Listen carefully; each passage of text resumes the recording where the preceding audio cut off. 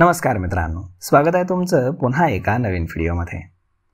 मित्रांनो, येणाऱ्या आठवड्यामध्ये शेअर बाजारासाठी काही ट्रिगर पॉइंट्स आहेत आणि त्या दृष्टीने शेअर बाजार मूवमेंट करण्याचा नक्कीच प्रयत्न करेल। आणि यासाठीच या व्हिडिओमध्ये आम्ही तुम्हाला सांगणार आहोत की असे कुठले ट्रिगर पॉइंट्स मार्केटकडे आहेत आणि त्याने मार्केट कुठल्या बाजूला मूवमेंट करू शकतं हेच आपण या व्हिडिओमध्ये जाणून घेतोय। तर मग तुम्ही जर चॅनलवर नवीन असाल तर चॅनलला सबस्क्राइब करायला विसरू नका। तर मग चला सुरुवात करूयात आजच्या या व्हिडिओला। सर्वात पहिला ट्रिगर पॉइंट ते म्हणजेच तिमाही निकाल, क्वार्टरली रिझल्ट। चालू आर्थिक वर्ष 2025-26 च्या दुसऱ्या तिमाहीच्या निकालांचा हंगाम हा बाजाराची दिशा निश्चित करत राहील। अनेक प्रमुख कंपन्या नवीन आठवड्यामध्ये त्यांचे आर्थिक आकडेवारी जाहीर करणार आहेत। गुंतवणूकदार प्रथम शनिवारी जाहीर झालेल्या कोटक महिंद्रा बँकेच्या निकालावरती आपल्याला आज प्रतिक्रिया देताना दिसत आहेत। यानंतर इंडियन ऑइल, त्यानंतर TVS motor, L&T, Hindustan petroleum, ITC, Cipla, Dabur, Maruti, ACC या कंपन्यांच्या निकालावरती देखील लक्ष केंद्रित केले जाईल। त्यानंतर दुसरा ट्रिगर पॉइंट आहे ते म्हणजेच व्याजदरांवरील फेडरल रिझर्व्हचा निर्णय काय येणार त्यावरती। जागतिक पातळीवरती सर्व लक्ष हे अमेरिकेच्या मध्यवर्ती बँक म्हणजेच फेडरल रिझर्व्हच्या 29 ऑक्टोबर रोजी होणाऱ्या व्याजदरांच्या निर्णयावरती राहणार आहे। फेडरल रिझर्व्हनं ऑक्टोबरच्या बैठकीमध्ये बेंचमार्क इंडेक्समध्ये 0.25% कपात करण्याचे संकेत दिलेले आहेत आणि वर्षाच्या अखेरीस अजून एक कपात देखील शक्य आहे।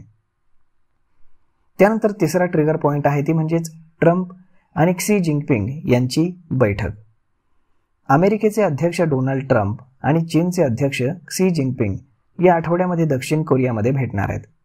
दोन्ही नेते तणाव कमी करण्यावर आणि व्यापार आणि शुल्क यांच्यावरती तोडगा काढण्यावरती चर्चा करतील। चर्चेचा निकाल हा जागतिक बाजारपेठेवरती परिणाम नक्कीच करेल। त्यानंतर पुढचा ट्रिगर पॉइंट आहे ते म्हणजेच भारत अमेरिका ट्रेड डील। देशांतर्गत आघाडीवरती भारत अमेरिका व्यापार करार चर्चेतील प्रगती येत्या आठवड्यामध्ये गुंतवणूकदारांचं लक्ष वेधून घेणार आहे। असं म्हटलं जात आहे की दोन्ही देश द्विपक्षीय करारावरती सह्या करण्याच्या अगदी जवळ पोहोचलेत। मात्र वाणिज्य आणि उद्योग मंत्री पियुष गोयल यांनी यावरती भर दिलाय की भारत कुठल्याही घाईघाईने किंवा जबरदस्तीने करारावरती सह्या करणार नाही। त्यानंतर पुढचा आणि महत्त्वाचा ट्रिगर पॉइंट ते म्हणजेच फॉरेन इन्स्टिट्यूशनल इन्व्हेस्टरचा ट्रेंड आणि क्रूड ऑइल। विश्लेषकांचा असा अंदाज आहे की गुंतवणूकदार परदेशी गुंतवणूकदारांच्या भारतीय शेअर बाजारात आणि कच्च्या तेलाच्या किमतींबदलांच्या भावावरती देखील लक्ष ठेवायला लागेल। शुक्रवारी ब्रेंट क्रूड हे 0.25% ने घसरून $65.83 पर बॅरलवरती आलं। तर गुरुवारी FISनं विक्रेते होऊन निव्वळ त्यांनी 1165 कोटी रुपयांचे शेअर्स विकले। देशांतर्गत जे काही डोमेस्टिक इन्व्हेस्टर आहेत तर त्यांनी आतापर्यंत 3983 कोटी रुपयांचे शेअर्स त्या दिवशी खरेदी केलेले आहेत। तर आता नवीन आठवड्यात गुंतवणूकदार अमेरिकेच्या GDP डेटा, त्यानंतर युरोपियन सेंट्रल बँकचा ECB डेटा आणि बँक ऑफ जपानकडनं व्याजदरांच्या निर्णयावरती देखील लक्ष ठेवणार आहे। त्यामुळे येणाऱ्या आठवड्यामध्ये खूप सारे ट्रिगर पॉइंट्स मार्केटसाठी आहेत। तर मग आता ते पाहावं लागेल की कोणता इव्हेंट कसा जातोय ते। यातला एकही इव्हेंट जर निगेटिव्ह गेला तर मग मात्र शेअर बाजारामध्ये आपल्याला पडझड नक्कीच पाहायला मिळेल।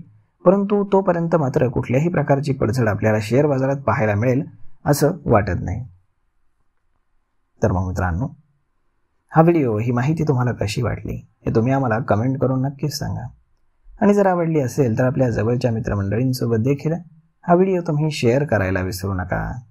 धन्यवाद।